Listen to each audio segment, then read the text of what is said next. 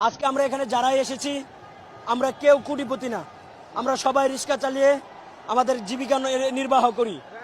আজকে পেটের দায়ে ফ্যামিলির ভরণ পোষণের কারণে আমরা অনেক শিক্ষিত ছাত্র সমাজ আজকে রিক্সা চালাই। লোক লজ্জার ভয় আমরা বলতে পারি না। আজকে আমরা এখানে এই যে আমার শ্রদ্ধেয় বড় ভাই সে তিতুমির কলেজের স্টুডেন্ট, সেও রিক্সা চালায় তার পরিবার পরিচালনা করার জন্য। আমি আমিরজান কলেজের একজন স্টুডেন্ট, আমিও রিক্সা চালাই আমার এই পরিবার পরিচালনা করার জন্য। দেখেছেন কি হৃদয় বিদারক, আখমে আসু আগায়া। আসে নাই আসে নাই।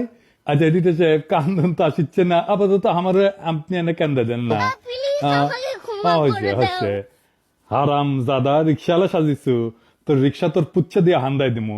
এর নাম আশরাফুল খান। এই যে দেখেন ছাত্রলীগের খিলক্ষেত 43 নাম্বার ওয়ার্ড শাখার সহসভাপতি, যার নাই কোনো গতি।